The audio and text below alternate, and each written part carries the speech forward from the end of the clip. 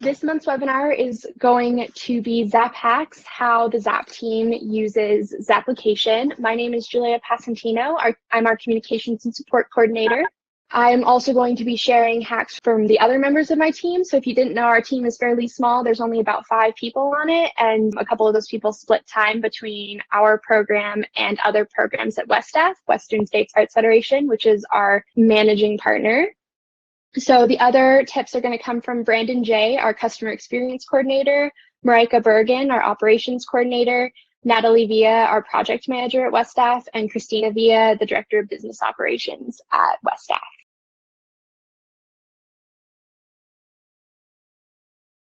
The table editor on the event management page is completely customizable so that you can see the information that you want to see at any given point. So throughout your application cycle, you might want to change what the table you're looking at. This is the table I'm talking about, what fields you're looking at on that table as your application cycle goes on. So Brandon brought this hack to my attention, and he has a couple of favorite settings that he likes to have per each section of the application selection period.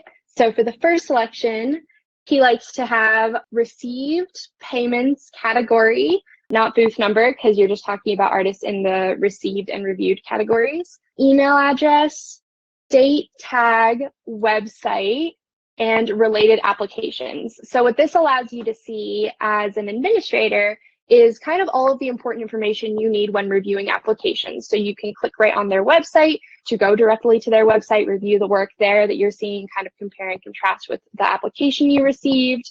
You can see the medium category that they're in. You can sort by any of these fields. And you can also see the related applications. So related applications are applications submitted by the same applicant or artist. So you know exactly how many applications that artist has, and you can easily access them by clicking on any of these links. You also have the tag field open in this view, because if you did have, say you're in that position where you're rolling over 2020 artists, like I've kind of tagged someone here, you could view that information there. And we're going to go through adding tags and some of our favorite ways to use tags a little bit later in the webinar, but essentially using this type of view with these settings allows you to see all of the pertinent information while your artists are in receive, so in that first crucial stage. You can also sort so that you can see them exactly by when they submitted their application by clicking on received. Marika Bergen, our operations coordinator, really likes sorting. She uses it all the time on this page just to see artists in either, order of the date received, see them by kind of like maximum payments. You can sort by first or last name. It's just a really handy tool to kind of reorganize your table as needed, kind of as you go through your application period. And, if you're not moving artists to reviewed during this time, so when some administrators review artist applications, they move artists from received to reviewed, and others do not. So if you're not moving your artists from received to reviewed, and say you're just reviewing them as they come in, so long as you remember the last date by which you were reviewing applicants, you can pretty easily find your position and continue your review process that way if you're not moving them to reviewed. Though we do recommend moving them to reviewed to make it as simple as possible for you. The next sort of section of your application and the fields that Brandon likes to use during that time are going to be your post jury. So when you're with your invited artists, and those, how he likes to set this one up is he likes to take away received and payments and just do category, email address, keep the tag, doesn't need states anymore, and then add the collaborators and the business studio, because now you're in that section of your application period where you may need some of this other information, such as collaborator first and last name, if you're creating multiple, name templates for when they're at your event, if you want to access their website directly, and then also if you need their business or studio name for any reason while you're sort of putting together your event gallery online or when you're preparing for artists checking into your event. So that's kind of the second setup that we use. And in the supplementary material I'm releasing with this webinar, I will have all of these listed as checkboxes. So if you want to kind of use the system that we use when looking through this, then you are welcome to use that resource or adapt it as need be for your event. And then when we get into kind of post-jury statuses, this one's really good for, say, invited artists. But for waitlist artists, rather than have the collaborator information, it might be better to also have the waitlist number instead. And then if we were if these artists were in waitlist, they would have a box there. So if I move them there right now, just to show you, and I click on waitlist, I will have a box for those numbers, and then I can see information like their business name, website, email address, related applications, all of that information. You can also have tagged them. So say an artist went through your jury and got invited on one application, not invited on another, or waitlist on another, then you could add a tag so you could easily track that information when you're going through and putting in your waitlist numbers. So tags is probably one of those fields that we keep open no matter what time of the application cycle it is, just because it is like one of your easiest ways to customize how you're viewing this table and to customize the information that you're seeing. And then when we get into the post-booth phase, we pretty much just switch out the waitlist number with the booth number. So these are for artists in the confirmed or accepted categories. Those are the only statuses that allow you to add booth numbers. And once we do that, then we'll have the booth number column, and you have all that pertinent information again. So basically, our invited and confirmed statuses that we like to use are pretty much the same. We just either include or not include the booth number within there. And so those are kind of how we like to set up the table editor within the event management page as we go through this process, when we're looking at test events, when we're moving events around ourselves. And then also on this page, you also have the ability to search for an application really easily by name, business studio, application ID, and then you can filter by categories. Status filtering is really useful if you're already viewing all statuses by clicking this link. Then you can also filter by statuses, see and search by tag as well. So that's another reason to keep the tags open at all times. And then another one from Brandon is he really does enjoy using the reviewed status. So if you've never used the reviewed status before, essentially what it is as you say, go through this first section of your application management period, and you're looking through your applications by clicking on an application ID maybe, and coming into the artist citation page. You do have the ability to change statuses here. So what a lot of events do when they're in their review stage, and I did get a question about how to easily and quickly review artists, so I'll answer that now. What a lot of events do is they'll look through this page, see, do all of these images meet our standards for jurying? Do they have any other applications? What are the questions and artist statement they've submitted? What are the answers to the questions they've submitted? And then if everything looks good, they'll move the artist or applicant to reviewed, click change status to save that change. And then what you can do really easily is just go to the next application and repeat that process. And this really helps you if you want to manage your applications as you go rather than all at once at the end. Artists can continue to apply after you've reviewed applicants and you've separated out the ones you've reviewed from the ones that you are just received. Quick note here, when you do go into your jury itself, you will need to move everybody from reviewed back into received, but you can do that really easily by clicking this, move all applicants to received status and then click change when you're in the reviewed status. So that's a really easy way to use that. And it just keeps things super simple on your end. So that's why the reviewed status is there. Artists also will see that their application is received when in the reviewed status. So they won't be able to see if you're moving them around between received and reviewed, and that you shouldn't have any questions there. So our next hack comes from our ZAPP program manager, which is the status change history. Natalie Via, who actually I'm clicking on her test application right here, submitted this one. So this allows you to see exactly when an artist moved from one status to another. So you can see exactly when they purchased a booth. You can see the exact timestamp, not down to the second, but you can see down to the minute. If you need down to the second, you can find that on the income breakdown report, but you can see down to the minute here. And I can also see who moved this artist where. So I can tell which administrator account moved them. So if you have multiple administrators within your account and you're wondering why an artist was moved from one status to another, you will be able to see who moved them, and then you can go and talk to that person and say, hey, why'd you move them? Or you can say, oh, they must have been in here working at that time, so that's why this artist is moved. Artists have the ability to move themselves from invited to accepted or invited to declined, and then by purchasing a booth, they'll automatically move to confirmed, and when you click on status change history, it will show that they moved themselves to confirmed when they purchased a booth.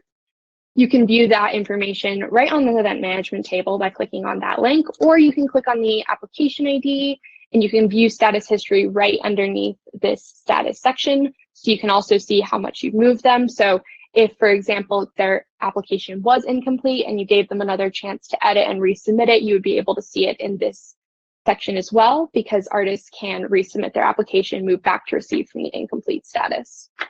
So our last hack for the table editor on the event management page is seeing multiple statuses at a time. So you may know that you can click here to view all statuses, and you'll see every single artist and every single status that has submitted an application to your event. What our operations coordinator, Marika Burian, told me is that actually, if you look up here, you can see this URL, and you can actually customize which statuses you're seeing at a time. So I've written down what number correlates with each status. So 10 correlates with awaiting payment by check, 2 is with received, 18 reviewed, 3 incomplete, and that is standard across all events. And in the supplementary materials you'll receive probably at the end of the day today, you'll have the full list there. But one of the things Marika really likes to do is view accepted and confirmed artists at the same time. So let's move a couple people around so that we can have some people in those two statuses. So if I move received to confirmed and invited to accepted, what I can do is I can actually come up here to where it says status equals 6.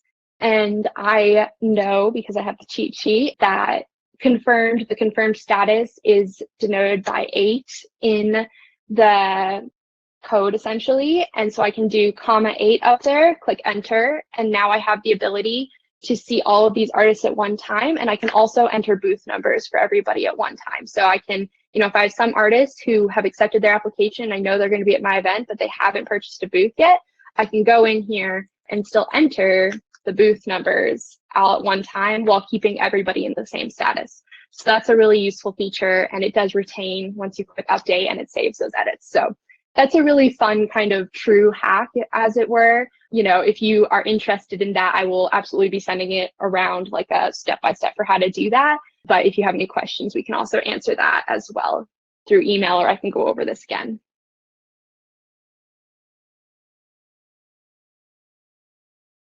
So our next section is talking about artist history and the artist citation page. So Christina Villa, Director of Business Operations, she was also the ZAPP manager up until recently. She really likes the feature where you can search through artist history. So for example, I can click on artists, I can type in Villa, and I can see artists that applied to the events on my licensee. And I can click on application history. So I can go right into Natalie's here, and I can see every emails we've ever sent by clicking on this sort of drop down. So it'll have show specific communication and emails, and it will also have all the payments she ever sent. So if you're looking to review payments year to year, or you want to look, for the entire history of an artist at your event, you can click this drop down to see all of that information. And you just do that by, first going to this artist tab, searching for the artist, and then you'll get to this page. By clicking on the status, you can go directly to that event. So that could pull up your archived events so that you can view their application, and you'll go right to their artist citation page for that specific event. So you can review those details specifically in greater detail as well. So you can, then see the images they submitted, the custom questions they answered, and any artist statement that they added as well. So that's kind of a really fun tool that honestly we don't hear many people talking about, but it is kind of a super useful tool, particularly I think going into 2021, when you're going to want to have that artist history easily available with artists rolling over from 2020, if that's applicable to you. And then the other thing on this artist citation page is using tags to whatever extent you'd like. So Marika brought this one up because personally for her, she prefers to tag artists with exempt rather than move them to the exempt from jury status. So in this kind of scenario, what she would do is she would tag an artist as exempt and then move them to invited. And what that is going to allow that artist to do is essentially the artist is going to be able to go into their account. They're going to be able to accept their invitation, therefore moving to accepted or declined if they decline it. And they'll be able to then see the purchases button. So there's a purchases button on ZAPP. So I'll log in to show this a little bit. show where it would be at least. So there is this checkout button for applications, and then there is purchases for if there are booth purchases that can be made. This particular button only shows up if you are in invited, accepted, or confirmed. Exempt from jury artists need to go directly to their shop by clicking on My Cart to purchase booth products and move to confirmed.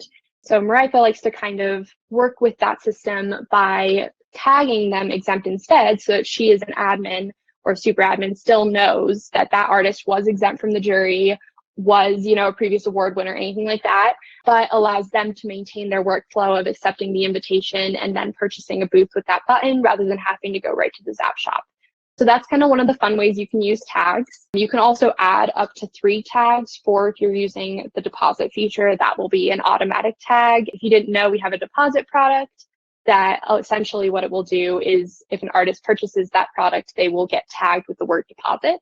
But in terms of other tags you can use that I've seen used that have been really helpful for people are things like local artists, or 2020 artists is really common right now. But I've also seen things like award winners. And the really cool thing about tags, which is going to bring us into the next section of this webinar, is that we have a new-ish enhancement now called email by tag.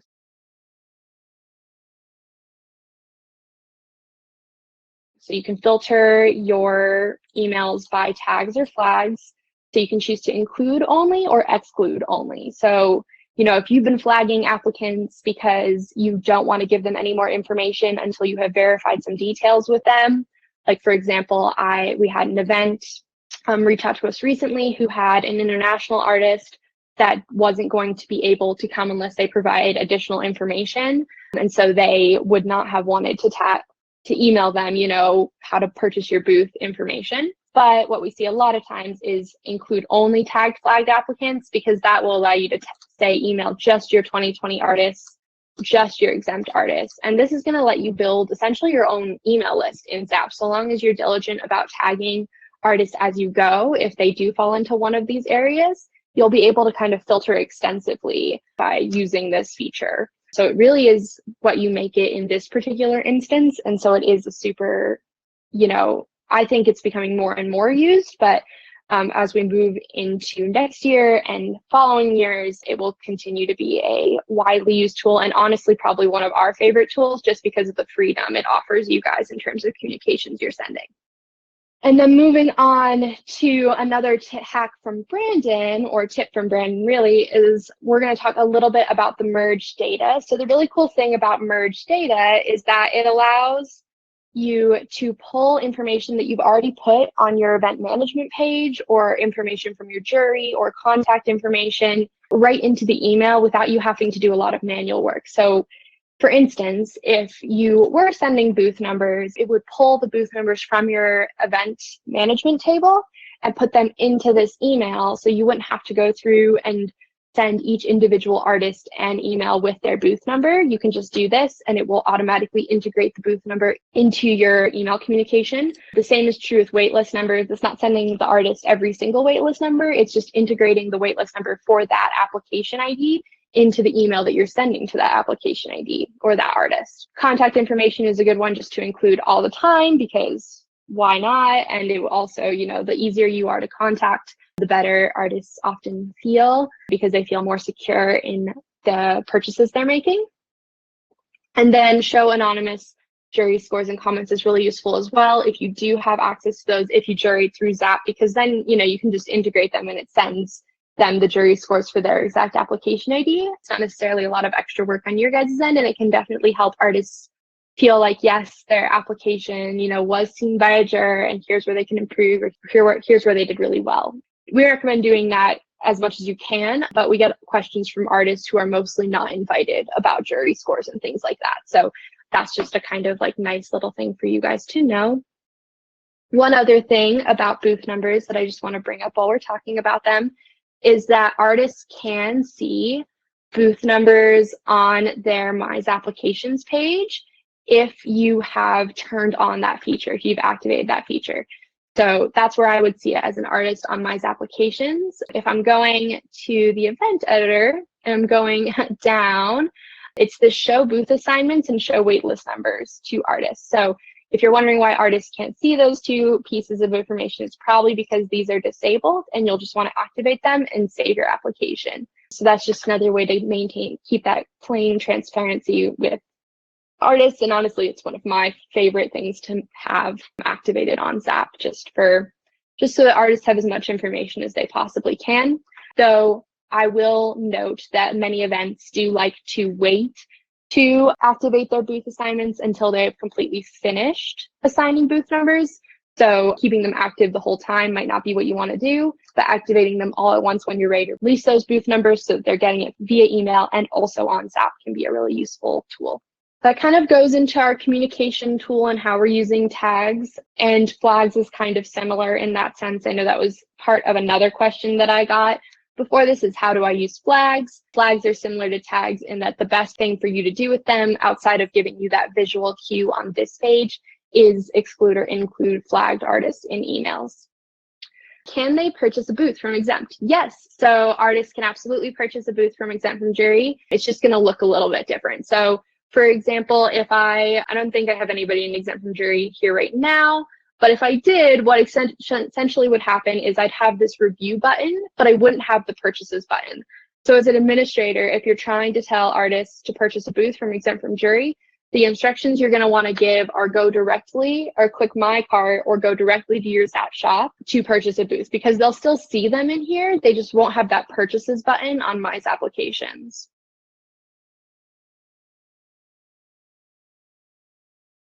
Our next section is going to be the application editor and some of our favorite fields in there. Essentially what you can do here, you can do a couple of things. So one of the things that's one of my favorites that probably if you've been in a webinar in the past couple of months, I've probably talked about it because I love it so much as an enhancement, is conditional logic, which essentially allows you to build, in my mind, kind of a tree of application options. So like, if you have multiple different types of artists applying to your event, whether those are 2020 artists or whether those are art or fine artists versus craft artists, or you're separating artists in some way, you can essentially build out different questions for each of those application groups with conditional logic.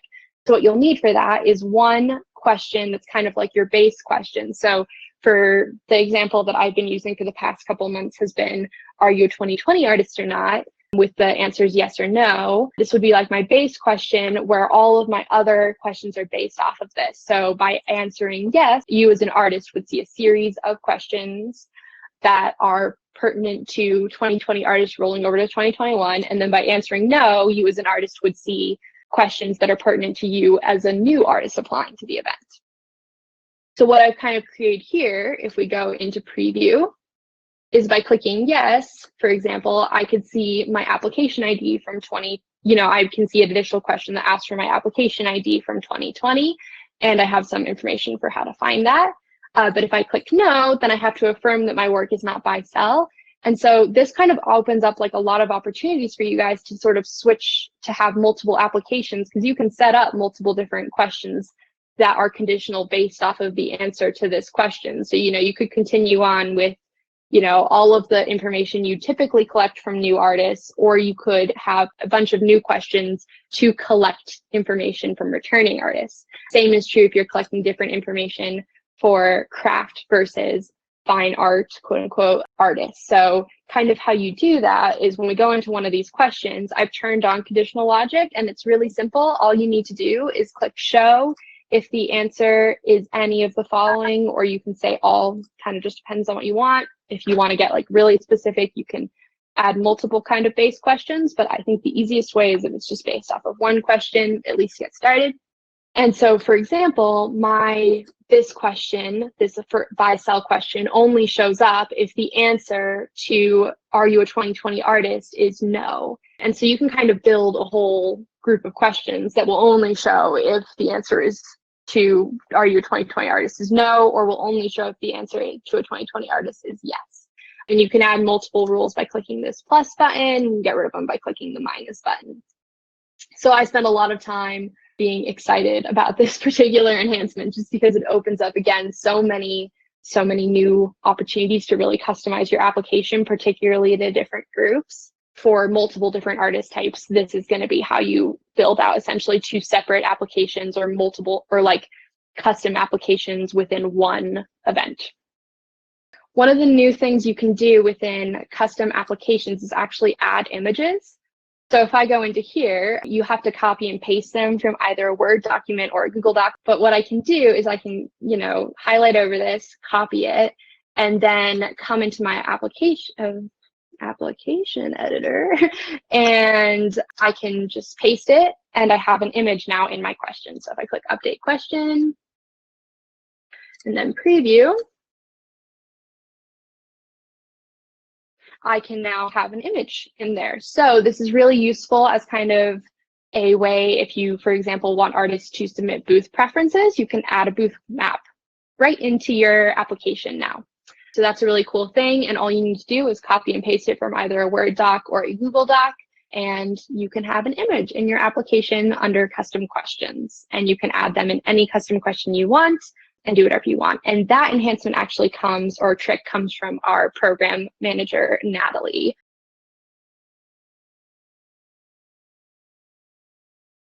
Now getting into our last favorite hack from our team is going to be registering for an artist account. So this is something that Christina Villa brought up, but it's something that we recommend to all new events. So if you've been on ZAPP for a while, or if you are a new event on ZAPP, one of the things we just recommend having is an artist account. There's a lot of cool things you can do if you have an artist account on ZAPP, and it really allows you to understand where your artists are coming from. So a couple of the pros are you can apply and find your own show on ZAPP, so you can understand what that process looks like for artists. So for example, if I had an event that I wanted to apply to that was like, say, a ZAPP event, then I can come into apply to shows with my artist account. By the way, all artist accounts are free accounts. It does not cost anything to register for an artist account on ZAPP, but I can come in here and I can say search for ZAPP events, or you could search for your event and you could look at it and you can go, okay, I see these events. Let's just choose Earth Things 2021. And you can go in. If you are hosting an invite only application, you can enter your access code to apply. You could see what that looks like. This is what it looks like if you do have an invite only event. But you can also see, how does your information look to artists? You can do this by previewing. You can view this page as well. But you can also kind of just like move around as an artist. You can favorite events, which you couldn't do if you don't have an artist account. So you can always find your event in the future. You can also apply, see exactly what it looks like. You can upload images so you can understand that process. Images are uploaded in the portfolio. So we always are happy to provide artist support for technical difficulties, but we do recommend just kind of like going through the process a little bit on yourself, just so you can understand kind of what your artists are doing, and then kind of help anybody who might have like very, very, very last minute questions. Or if you want to, if for example, they need to edit their application, you put it in incomplete, then you also can offer a couple of answers as to how to do it. So you can, even put your own application in incomplete first, which would allow you to edit an application you had already submitted. And you can see, oh, I have to, if I go in to edit this, I have to uncheck the last thing I do and recheck the right one. Or I have to change my images by checking and unchecking those images. So that just allows a lot of additional power to you guys so that you guys can kind of think through, what your artists are going through. By applying, you probably would also waive your own application fee with a coupon code or by putting in sort of a fake check.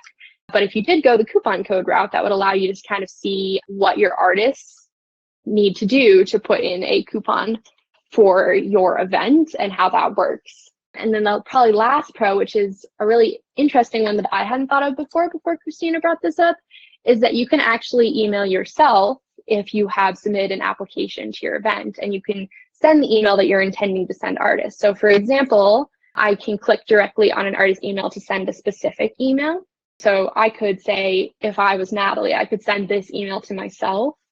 And I could send a template that I had. So I could send the invited template and I could see exactly how it sends and what it looks like to artists when they receive it before I send it to everyone, so that I could make any adjustments as needed. So a really good way to do this is going to be building your own custom template for whatever email it is that you're looking to send, filling out everything as you want, then sending it to your own artist account first so that you can see what it looks like, and then making any adjustments as needed. That might be really useful also if you are using one of our custom templates and you're not sure what's going to autofill or not. I will tell you anything that's highlighted will not autofill, but if you do want to double check that, you can also send one of our templates directly to your own artist account to kind of view it that way before you send it to anybody else. That's kind of the different ways you can use your own artist account, and you can just kind of like walk through the process as an artist and walk through your event as an artist and see kind of what it looks like to them, what they can see throughout the process, and you can send emails that you would normally send to your artist directly to yourself.